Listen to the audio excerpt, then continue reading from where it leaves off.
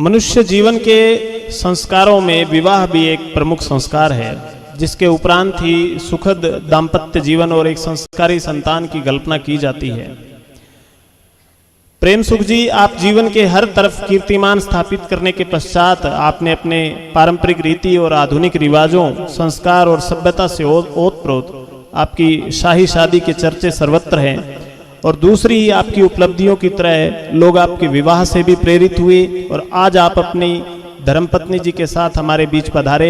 आपका हार्दिक स्वागत और अभिनंदन है।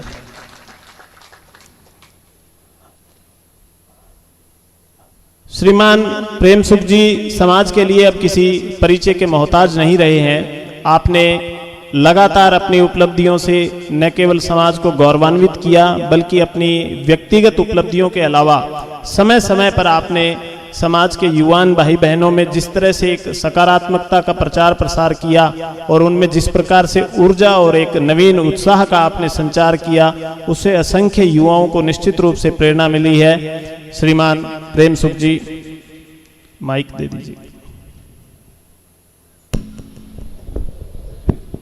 स्वागत है। आपको भी बहुत बहुत धन्यवाद। धन्यवाद। और सबसे पहले मैं मंच पर विराजमान गुरुदेव राजेंद्रानंद जी, सचिनानंद जी और भाटिया आश्रम से सर यहाँ पर पधारे हुए हैं, भाई रवि, डॉक्टर अलका और रामेश्वर और दूसरे मेरे सभी साथी, आप सबको मेरा नमस्ते और प्रणाम। और साथ में मेरी अर्धांगिनी भानुश्री, आपको भी नमस्ते जी। इतने दिन तो अकेला था, तो गुरुजी जब भी फोन करते थे तब तुरंत है वो निकल के आ जाता था। आज लेट हो गई, तो लेट के लिए भी मैं आप सभी से क्षमा प्रार्थी हूँ। बहुत ही अच्छा लगता है जब भी यहाँ पर आते हैं, एक सुकून मिलता है और ऐसे शांति मिलती है। मैं रास्ते में आते समय है वो अलका, रामेश्वर, इन सभी के मैं सुन रहा था। मुझे ऐसा लगता है कि ये सब बोल चुके हैं, अब मेरे पास बोलने के लिए कुछ है नहीं। और बाकी के मैं हमेशा ही खूब सारा बोल चुका हूँ। तो गुरुदेव से भी मैं हमेशा निवेदन करता हूँ कि गुरुदेव, हमारे समाज में बहुत प्रतिभाएं हैं, हमें नए नए लोगों को यहाँ पर मौका देना चाहिए, नए नए लोग यहाँ पर आए और हमारे जो भाई और बहन हैं उनको बहुत सारा प्रोत्साहित करें और उनको नए चेहरे देखने को मिले। हमारा चेहरा पुराना हो चुका है। प्रेम सुख जी, आपने 14 प्रतियोगिताएं परीक्षाएं पास की है, तो हम 14 बार तो आपको बुलाने का हक रखते हैं अभी। ये आपका बड़प्पन है, थैंक यू। मैं 4-5 बातें आप सबके साथ में करूंगा। छोटी छोटी बातें हैं, उनमें से कुछ बातें हैं वो रिपीट भी हो जाएगी।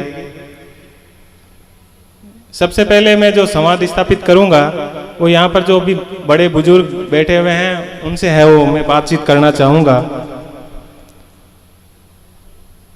देखिएगा, बार बार मैं एक ही बात बोलता हूं कि आपकी सबसे बड़ी संपत्ति आपके बच्चे हैं, आपकी संतान आपकी सबसे बड़ी संपत्ति है।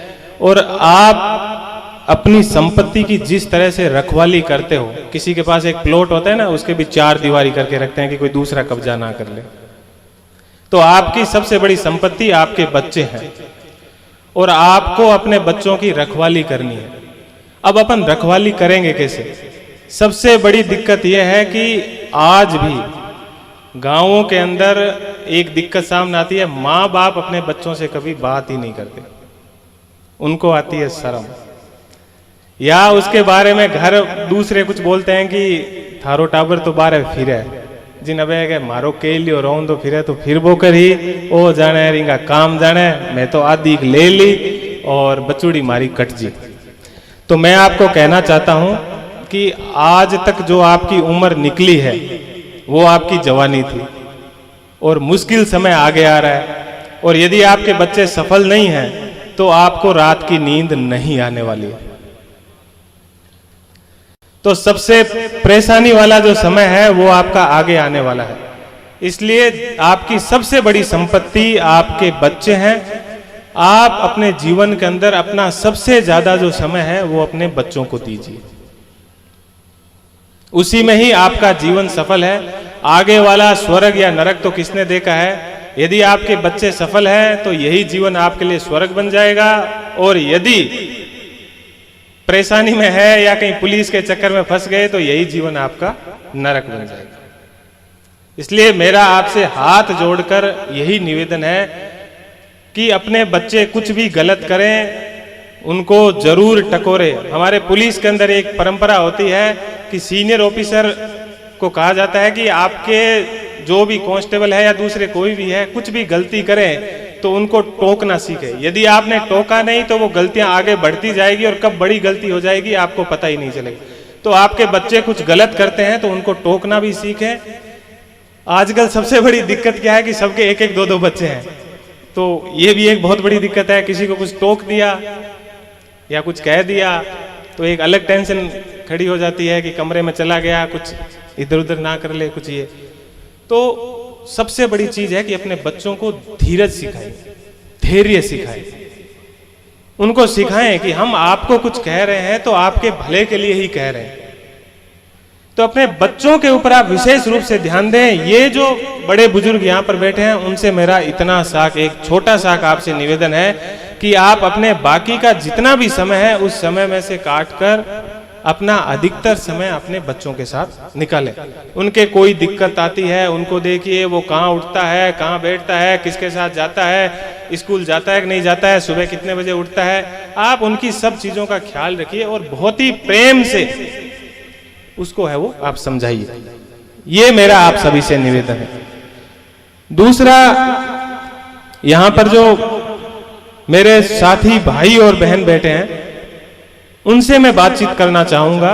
उनसे मैं इतनी सी बात करना चाहूंगा कि हमारे पास कुछ भी नहीं है। हम इस पश्चिमी राजस्थान के निवासी हैं और यहाँ पर आंधियां चलती है, और ऐसा नहीं है कि मैंने कोई बहुत कुछ स्पेशल कर दिया। हम सबकी आर्थिक, सामाजिक, सांस्कृतिक सब स्थितियां एक जैसी है। आप सभी सरकारी में पढ़े होंगे, प्राइवेट में स्कूल में पढ़े होंगे, उससे कोई फर्क नहीं पड़ता। सरकारी जैसी प्राइवेट स्कूल है, सबकी स्थिति यहाँ पर एक जैसी है। तो हम सबकी स्थिति एक जैसी है और हमारे जीवन के अंदर सबसे बड़ा कोई परिवर्तन, कोई चीज ला सकती है तो वो है शिक्षा, एजुकेशन। एक बात मैं आपको कहना चाहूंगा कि अब हमें जो चीज बहुत ही अच्छी लगती है उससे हमारे जीवन में कहीं ना कहीं कुछ नुकसान होने वाला है, और जो चीज अपने को बहुत ही कठिन लगती है, मुश्किल लगती है, उससे हमारे जीवन में बहुत कुछ आगे चलकर सकारात्मक चीजें भी होने वाली है और बहुत बड़ा परिवर्तन भी होने वाला है। तो जो अच्छी लगने वाली चीजें हैं, मैं कुछ उदाहरण देके आपको बताऊंगा कि इस उम्र के अंदर अपने पास अच्छा मोबाइल हो, अपने पास अच्छी गाड़ी हो, अपने पास अच्छे कपड़े हो, ये सब चीजें अपने को बहुत अच्छी लगती है। अपन इंस्टाग्राम यूज करें, सोशल मीडिया पूरा अपन यूज करें, ये सब चीजें अपने को बहुत अच्छी लगती है। ये सब चीजें आपको पता है कि आगे चलकर परेशान करने वाली है। और इस समय अपने को सबसे मुश्किल कोई चीज लगती है तो वो लगती है पढ़ाई। सबसे मुश्किल लगती है, ऐसे लगता है कि छोड़ो ना यार। जब एग्जाम देके आते हैं तो उसके बाद में किताब को फेंक देते हैं कि चल इसका पीछा छोड़ा। 10वीं अधिकतर लोगों को गणित से डर लगता है, मैथमेटिक्स से, और जैसे ही 10वीं क्लास पूरी करते हैं तो सबसे पहले जैसे ही इंग्लिश का या मैथमेटिक्स का जो पेपर है वो पूरा होता है तो बुक को फेंकते हैं कि पीछा छूटा, आज के बाद इसके कभी हाथ ही नहीं लगाए। तो इसलिए मैं आपसे कहना चाहूंगा कि इस समय आपको जो चीजें सबसे मुश्किल लगती है वो आपके जीवन में बहुत बड़ा परिवर्तन लाने वाली है, और वो पढ़ाई है आपको जो सबसे मुश्किल लगती है, और यही आपके जीवन में सबसे बड़ा परिवर्तन लाने वाली है। हम आज इस जगह पर बैठे हैं तो हम कोई स्पेशल नहीं है, वो शिक्षा ही है जिन्होंने हमें यहाँ पर बिठाया है। आपकी तरह ही हम हैं, वही 2 आंख हैं, वही 2 कान है, वही, और फेस भी वैसा ही है, कोई स्पेशल नहीं है, कोई बहुत ज्यादा सुंदर या ऐसा कुछ चुनकर हमें यहाँ पर नहीं बिठाया, वैसे ही है। तो आपके जीवन में सबसे बड़ा परिवर्तन लाने वाली चीज है पढ़ाई। तो आप जितना पढ़ सकते हो, जितना सेक्रीफाइस कर सकते हो पढ़ाई के लिए, सब चीजों को कर डालिए, और अपना जितना कुछ आप कर सकते हो आप पढ़ाई के ऊपर अपना ध्यान दे लीजिए। मेरे भाई साथ में रवि बैठे हैं, मैं इनकी बात को बिल्कुल नहीं काटूंगा। जिस चीज में आपका शौक हो, जैसे इन्होंने यहाँ पर क्रिकेट यानी स्पोर्ट्स के अंदर आगे बढ़े, तो जिस चीज के अंदर आपका शौक है उस चीज के अंदर आप आगे बढ़िए, तो बहुत ही अच्छा रहेगा। और न केवल आपके लिए अच्छा रहेगा, आपके माँ बाप, आपका गांव, सब लोगों को आपके ऊपर नाज होगा, वो बहुत ही खुश होंगे सब। तो मेरा आपसे इतना ही निवेदन है कि आप खूब पढ़िए। बहुत मुश्किल लगेगा इस समय आपको पढ़ना। दूसरी तरफ जो मेरी बहनें बैठी हैं, उनसे मैं बार बार हर जगह एक बात बोलता हूं, और मुझे लगता है कि वो सबसे इंपॉर्टेंट बात है। आपके जीवन में परिवर्तन लाने का या आपको बराबरी दिलाने का एकमात्र जरिया है आपकी पढ़ाई। आप पढ़ोगे तभी आपको जीवन के अंदर आप अपने सपने पूरे कर पाओगे। ये चीज भले ही हम मंच के ऊपर बैठ के कितना ही बोल दें, लेकिन इस बात को आप अपने दिमाग में बिठा के रखिएगा कि आप पढ़ोगे नहीं तो समाज पुरुष प्रधान समाज है, और आपको कोई जीवन के अंदर दूसरा मौका नहीं मिलेगा, कोई जीवन के अंदर दूसरी अपॉर्चुनिटी नहीं मिलेगी। तो आपके लिए एक ही तरीका है पढ़ाई। तो घर वाले आपको पढ़ने का मौका देते हैं तो आप उनको ये बता दीजिएगा कि हाँ, हम किसी से कम नहीं। गोबर से पीछा छुड़वाने का एक ही तरीका है और वो है पढ़ाई। नहीं तो हर कोई यही चाहता है, आप किसी के भी घर चले जाइए, हर किसी का पुरुष प्रधान समाज है और उनके दिमाग में यही चलता है, बहू आए, गोबर डाले, पशुओं की सेवा करें। ये भी अपने जगह में अच्छी चीज है, लेकिन केवल बहू ही क्यों? तो बहनों, मेरा सिर्फ आपसे इतना ही निवेदन है, घर वाले मौका देते हैं तो खूब पढ़ लिख लीजिए, खूब पढ़िए, खूब आगे बढ़िए। एग्जाम्पल आपके सामने है, वो बैठे हैं। तो मेरा आपसे इतना ही निवेदन है कि आप खूब पढ़िए। दूसरा, मैं बार बार देखता हूं कई जगह पर सत्संग चलती है तो कोई बोलते हैं, या कहीं दूसरी जगह कुछ ऐसे वीडियोज आते हैं कि भाई किसी को मोबाइल नहीं रखना चाहिए, किसी को कुछ नहीं रखना चाहिए। मेरा सीधा सा आपको इतना सा संदेश है, वर्तमान समय में अपन किसी भी चीज के बिना नहीं रह सकते। अपन मोबाइल के बिना भी नहीं रह सकते, अपन सोशल मीडिया के बिना भी नहीं रह सकते। बस गीता की एक बात हमेशा ध्यान रखिएगा, गीता में भगवान श्री कृष्ण ने भी यही बात कही है कि आप अपने इंद्रियों को कभी भी मार नहीं सकते, उनको आप दबा नहीं सकते, उनको आप नियंत्रित कर सकते हो। तो सोशल मीडिया का यूज आप नियंत्रित कर सकते हो। आप अपने अंदर इतनी समझ पैदा कर लीजिएगा कि मेरे को क्या इसके अंदर करना है, क्या नहीं करना है, कब इसका उपयोग करना है, कब इसका उपयोग नहीं करना है। आप अपना स्टेटस अपने मोबाइल से या अपनी गाड़ी से साबित मत करिएगा। ये सब चीजें आपको जीवन में बाद में मिलने वाली है। आपको बढ़िया से बढ़िया गाड़ी भी मिलने वाली है, बढ़िया से बढ़िया मोबाइल भी मिलने वाला है, क्योंकि वो सब कुछ बाद में आप ही लेने वाले हो। उससे अब आप किसी को शोबाजी कर दोगे, बढ़िया आपके पास स्टंट वाली बाइक होगी, आप किसी को चला के और किसी को इम्प्रेस कर दोगे, उससे कोई फर्क नहीं पड़ने वाला है। बाद में भी आप वही बाइक लिए घूमते रहोगे। तो मेरा इतना ही निवेदन है कि आप अपना स्टेटस अपनी इन चीजों से साबित ना करें, आप अपना स्टेटस अपनी पढ़ाई से बनाएं। हो सकता है कि जब आप गांव से निकलोगे, आपके कंधे के ऊपर आटा होगा, या आप घर से अपना सामान लेके जाओगे, गांव के अंदर ग्वाड़ के अंदर बैठे 10 लोग आपको हंसेंगे कि फलाने वाला तो वही फिरा है। लेकिन वो आपका संघर्ष होगा, और उस संघर्ष का जो परिणाम होगा, उसके बाद में वो जो इस तरह से कहने वाले लोग थे, वो भी छुपके कहेंगे कि यार बंदे ने बहुत मेहनत की।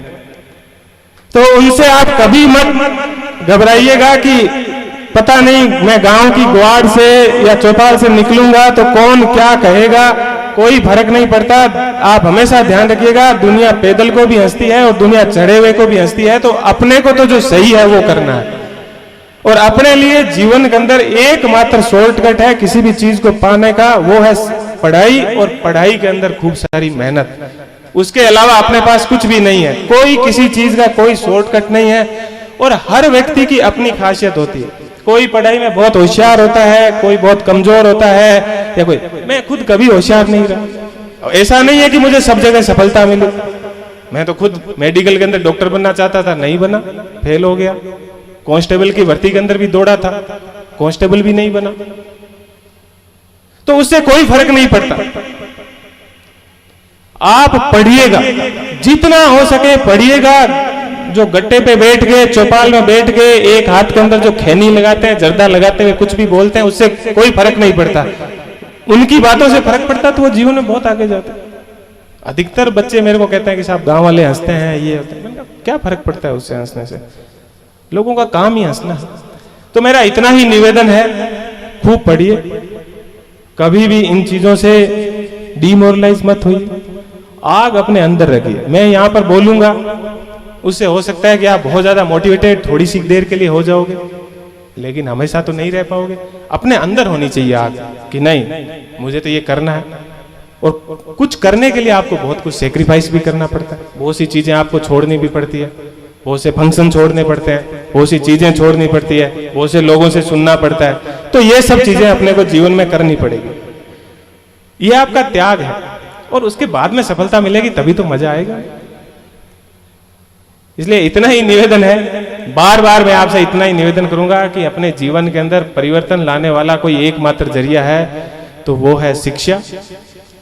और जब भी मैं यंग जनरेशन से, बच्चों से, मुझे बहुत ही मजा आता है। जहां पर भी बुलाते हैं, जब मुझे टाइम मिलता है, मैं जरूर कोशिश करता हूं जाने की, और बहुत ही अच्छा लगता है। उनसे मिलता हूं, उनसे बातचीत करता हूं। तो आज के बाद इतना आप देख लीजिएगा कि अपने बच्चों को खूब सारा टाइम दीजिए, बच्चों को आगे बढ़ाइए। कोई जरूरी नहीं है वो आईपीएस बने, आईएएस बने, डॉक्टर बने और कुछ दूसरा बने। वो पढ़ लिख लिया, आपका घर खुश है तो आप खुश हो, तो सब कुछ आपके लिए यहीं पर है। तो इतना सा एक निवेदन है कि अपने बच्चों को खूब पढ़ाइए। और दूसरी चीज जो एक नशे वाली मैं कहना चाहूंगा, बहुत खराब सिचुएशन है, बहुत ही खराब स्थिति है। लोग पता नहीं कैसे चीजों को कह के टाल देते हैं कि टावर है, थोड़ा सा कीन कर लियो लो। बहुत ही खराब स्थिति है, समाज का नाम बदनाम हो रहा है। हो सकता है आपके पास पैसा नहीं होगा, कुछ प्रोग्राम, कुछ चीजें अपन कम कर लेंगे। इस तरह से खराब तरीके से पैसा कमा के और बहुत कुछ कर भी लेंगे तो क्या उखाड़ देंगे, कुछ नहीं कर पाएंगे। तो मेरा इतना सा ही निवेदन है, अपने को जरूरत नहीं है ज्यादा पैसे की या किसी भी चीज की। ये अपने बच्चों का ध्यान रखिएगा। मैं आपको बता दूं, ये सांचौर एरिया का तो बोलते हैं कि सांचौर जोधपुर धीरे धीरे नोखा की तरफ भी आ रहा है। मुझे तो पता है, मैं पुलिस के अंदर हूं। नशा सब जगह आ रहा है, घर वालों को पता नहीं है। आपके बच्चे रात को कब आते हैं, कब जाते हैं। हाथ जोड़ के आपसे निवेदन है, गुरु महाराज ने भी यही कहा था, केवल अपन बातें करेंगे उससे कुछ नहीं होगा। ये नशे से आप बचिए। मेरा झुककर और हाथ जोड़कर निवेदन है, अपने बच्चों को बचाइए और इस नशे से दूर रहिए। ये विशेष रूप से ध्यान रखें। तस्करी से खूब सारे पैसे कमा लेंगे, सब कुछ कर लेंगे, लेकिन उसका परिणाम बहुत खराब है। 10 साल 15 साल बाद में आपकी जनरेशन खराब हो जाएगी और सजा होगी वो अलग से। और उसका सबसे बड़ा भुगतभोगी होता है तो परिवार के अंदर उस व्यक्ति के बच्चे और उनकी वाइफ होती है। और उसका जब वो पैसे कमाता है तो उन पैसों के मजे लेने वाले सभी होते हैं और उनको अपन बढ़ावा देते हैं। तो इसलिए मेरा पुनः निवेदन है कि अपने बच्चों को नशे से दूर रखें। भले ही अपने पास पैसा ना हो, कुछ भी ना हो, लेकिन अपने पास बहुत कुछ होगा, अपना स्वास्थ्य होगा। यही कहा गया है कि पहला सुख निरोगी काया। तो मेरा इतना सा ही निवेदन है। बहुत सारा मैंने टाइम लिया, आप लोग सुबह से यहाँ पर बैठे होंगे। इतनी सी बात के साथ मैं वो मेरी वाणी को विराम दूंगा। अभी एक छोटा सा क्वेश्चन है आपके लिए। एक चूंकि हम लोग YouTube चैनल के माध्यम से भी कुछ प्रश्न आमंत्रित करते हैं, तो मनोहर लाल जी जानी है, वर्तमान में लेखाकार हैं, तहसील कार्यालय गुड़ामलानी बाड़मेर से हैं। उन्होंने आपके लिए एक प्रश्न छोड़ा है कि सर, मैं सरकारी सेवा में हूँ, ड्यूटी, परिवार और सामाजिक कर्तव्य के निर्वहन के साथ साथ किस प्रकार अपने आप को समायोजित करूँ कि RAS के लक्ष्य तक पहुँच सकूँ। यदि मैं अवकाश पर जाऊँ तो RAS की भर्ती प्रक्रिया भी बहुत लंबी चलती है और एक बार मैं RAS मेंस 2018 क्लियर भी कर चुका हूँ। कृपया मेरा मार्गदर्शन करें। सबसे पहले तो अपने भाई का नाम मनोहर बोला जी, मनोहर। तो मनोहर को मेरा उज्जवल भविष्य के लिए शुभकामनाएं। कि वो आरएस बने और जो उनकी मनोकामना है वो पूरी हो। सबसे बड़ी बात ये होती है कि मैंने खुद ने भी मेरे जो परिवार की आर्थिक स्थिति या सब चीज़ें देखकर इसी तरह से है वो पढ़ाई की थी। मेरा उनसे इतना ही निवेदन है, आप अपनी आराम से नौकरी करते रहें और आपको जीवन के अंदर जो भी जितना भी टाइम मिले, आपकी आर्थिक पृष्ठभूमि देख लीजिए कैसी है कि आप छुट्टी ले सकते हो, आपके परिवार को कोई दिक्कत नहीं है तो बहुत अच्छी बात है। अदरवाइज आप अपनी नौकरी के साथ जब भी आपको फ्री टाइम मिले आप उस फ्री टाइम के अंदर पढ़ते रहिए। पढ़ने के लिए बहुत सी जगह होती है, जरूरी नहीं है कि जब भी अपन कुछ चीज़ पढ़ते हैं याद नहीं होती है तो छोटी सी डायरी मैं हमेशा खुद मेरी पॉकेट के अंदर रखता था, जो भी चीज़ मुश्किल लगती थी उसमें नोट कर लेता था। और जब दोस्तों के साथ बैठते हैं, गप मारते हैं या कहीं पर जाते हैं तो कई बार ऐसा होता है कि कुछ भी मन नहीं लगता, तो वो डायरी ऐसे ही खोल लेते थे और उसको पलटते रहते थे, तो कुछ न कुछ याद होता रहता था, तो वो भी अपना समय खराब नहीं होता है। तो इस तरह से भी आप अच्छे से, और दूसरा जितने भी आपके सामाजिक फंक्शंस होते हैं या दूसरी जो भी चीज़ें होती है उन चीज़ों के ऊपर थोड़ा सा आप अपने आप को नियंत्रित करें। जरूरी नहीं है, एक अपने बिश्नोई समाज के अंदर या सबको खाने का बड़ा शौक होता है, तो जैसे ही कहीं पर कोई अड़ोसी पड़ोसी के या कहीं पर कोई है वो शादी विवाह होता है तो घर वाले तुरंत फोन करते हैं कि आ जाना भाई, आज वहाँ पे जीमन है। अरे भाई जीमन तो जिंदगी भर रहेगा, चलता रहेगा, आपका बच्चा पढ़ रहा है, ऐसा क्या है जीमन के अंदर कि आपने उसको फोन करके है वो बुला लिया। तो ये एक समस्या है, सब जीमन के अंदर बुला लेते हैं या कहीं पर। तो मेरा इतना सा निवेदन है कि इन सब चीज़ों को कम करके, और आपको खूब सारा टाइम मिलेगा, उस टाइम के अंदर खूब सारा पढ़िए, खूब लिखिए, लिख लिख के खूब सारा अभ्यास करें। और हर व्यक्ति अपने आप में यूनिक होता है, कोई जरूरी नहीं है कि आप दूसरे की कॉपी करें। अपनी जो मजबूत पक्ष है उनको पहचानें और अपने जो कमजोर पक्ष है उनके ऊपर खूब सारा काम करें और मजबूत पक्ष को भी है वो आगे बढ़ाएं। और जहाँ तक आरएस सिविल सर्विस की मैं बात करूंगा तो उसका इतना ही फंडा होता है, उनके पेपर बहुत लेंदी आते हैं, बहुत लंबे आते हैं, तो जितना हो सके उतनी रिटर्न प्रैक्टिस करें और शॉर्ट के अंदर उत्तर लिखना सीखें। पेपर कभी भी ना छोड़ें और जितने ज़्यादा हो सके उतने मॉक जो एग्ज़ाम है वो अपने जो भी टेस्ट पेपर है वो ज़्यादा से ज़्यादा दें। और जो भी सिलेबस है, सिलेबस हमेशा अपने पास रखें और अकॉर्डिंग टू सिलेबस है वो पढ़ाई करें। जी, बहुत बहुत धन्यवाद। आज आप यहाँ पर अपनी धर्मपत्नी जी के साथ पधारे। आपके सुखद दाम्पत्य जीवन की हम सभी कामना करते हैं और मैं उम्मीद करता हूँ कि आपने भी समाज से जो अपील की है उस अपील का एक बहुत व्यापक असर हमें देखने को मिलेगा, क्योंकि किसी इतिहासकार ने लिखा है कि युद्ध की जो अंतिम गोली है वो अंतिम रूप से एक महिला को ही चोट पहुंचाती है। तो उसी प्रकार जो समाज की कोई भी बुराई है वो अंतिम रूप से अगर सबसे ज़्यादा किसी को प्रभावित करती है तो वो एक महिला को ही प्रभावित करती है।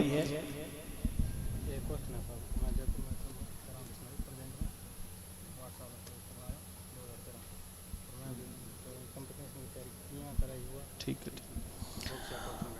कुछ 12वीं क्लास के बच्चों के प्रश्न थे, वो प्रेम सुख जी से जानना चाहते थे कि सिविल सर्विसेज की जो तैयारी है उसका उपयुक्त समय कौन सा है, कब से उन्हें तैयारी शुरू कर देनी चाहिए? मैं ये कहना चाहूँगा कि सिविल सर्विस के लिए कोई ऐसा फिक्स समय नहीं होता है, आदमी जब जागे तभी सवेरा है। और विशेष रूप से यदि कोई आदमी, क्योंकि वर्तमान समय की अच्छी बात यह है कि बच्चे, हम तो इतना जानते नहीं थे और अभी बच्चे अच्छा है कि इतना ज़्यादा है, वो सिंसियर भी हो गए हैं अब और ज़्यादा ध्यान भी रखते हैं। तो मेरा उनसे यही कहना है कि सिविल सर्विस भी कोई अलग से या ऐसा कुछ भी नहीं है, जब भी अपनी पढ़ाई करें, क्योंकि सिविल सर्विस की तैयारी भी करते हैं तो उस समय भी यही बोलते हैं कि भाई आप 6th क्लास से लेकर 12th क्लास तक की NCERT आप अच्छे से पढ़िए। तो मेरा यही कहना है कि अपनी पढ़ाई को करते रहें और जिस अपनी पढ़ाई को कर रहे हैं उनको बहुत ही अच्छे से करें, तो आगे जाकर वही चीज़ उनके काम आने वाली है। एग्जाम में भी अपन उतनी ही लिख पाएंगे। तो 10th क्लास के अंदर है तो 10th क्लास को अच्छे से करें, उसके बाद थोड़ा सा सिविल सर्विस के प्रति सिंसियर हो जाएं और अपनी जो NCERT है उनको अच्छे से पढ़ें और उसके साथ साथ चारों तरफ क्या हो रहा है उसको देखता रहे। उसके लिए बहुत ही अच्छा तरीका होता है कि घर के अंदर टीवी होती है, बिना टीवी कोई नहीं रह सकता। अपन कहेंगे कि भाई घर के अंदर टीवी नहीं रखेंगे तो ये इम्पॉसिबल, ये अव्यवहारिक बात है। टीवी होगी अब घर के अंदर, मोबाइल भी होगा, तो उसका सबसे अच्छा तरीका ये है कि राज्यसभा टीवी आती है, शाम को घंटा आधा घंटा राज्यसभा टीवी देखें। उनके अंदर बहुत ही अच्छे अच्छे मुद्दे होते हैं, उनके ऊपर बहस होती है, उनको देखें तो उनको चारों तरफ क्या हो रहा है या देश के अंदर क्या हो रहा है उनके ऊपर है वो उनको जानकारी होगी, बीबीसी आती है, आधा घंटा बीबीसी शाम को सुन ले। तो ये सब चीज़ें होती है जो अपनी पढ़ाई के साथ साथ वो करता रहे, क्योंकि सिविल सर्विस ऐसा कोई एग्जाम नहीं है जिसके अंदर अपन एक किताब ली, उसको रट के गए और वहाँ पर एज इट इज क्वेश्चंस आ गए और उसके उत्तर लिख दिए। ऐसा कुछ भी नहीं है। अपने व्यवहारिक जीवन से संबंधित आप और हम यहाँ पर जो बात कर रहे हैं वहीं पर भी वहाँ पर एक पेपर होता है इथिक्स और इंटीग्रिटी, तो उसी के अंदर है वो जो अपन आपस में बातचीत कर रहे हैं, या जो सम्मेलन के अंदर सेमिनार के अंदर जो बात हुई सबने की, वही बात अपन वहां पर भी लिख देते हैं। यही इसी प्रकार से ऐसे होता है। तो बस अपनी एक व्यवहारिक समझ रखना और जो आप पढ़ाई कर रहे हो उस पढ़ाई को अच्छे से करना। और साथ में मेरा इतना सा सबसे निवेदन होता है, अपने परिवार की स्थिति को देखकर कई बार अपन क्या होता है कि बहुत ज्यादा भावुक हो जाते हैं, भाई मैंने यहाँ पर कह दिया तो बस अब तो मैं जाके है वो 1 मिनट के अंदर ये सब कर लूँ। ऐसा करने की जरूरत नहीं है, ये कोई एक दिन का काम नहीं है। अपनी परिवार की आर्थिक स्थिति देखें, स्थिति अच्छी है ठीक है, अदरवाइज अपने पास एक सेफ जोन भी रखें, कोई छोटी मोटी एक नौकरी पकड़ लें और नौकरी के बाद आप खूब सारी, नहीं तो इसमें बहुत सारी दिक्कत होती है। अपन बहुत पढ़ाई भी करते हैं, बहुत इंटेलिजेंट भी होते हैं, कई बार अपना सिलेक्शन नहीं होता है तो उस समय अपन डिप्रेशन में आ जाते हैं, फिर किसी लायक नहीं बचते हैं। तो मेरा इतना ही निवेदन है, अपनी छोटी मोटी एक नौकरी पकड़ लीजिए, उसके बाद में कीजिए, भाग्य होगा, अच्छी तैयारी है, हो जाएगा तो अच्छी बात, नहीं होगा तो ईश्वर को और कुछ मंजूर था। तो इतना सा है वो मेरा निवेदन।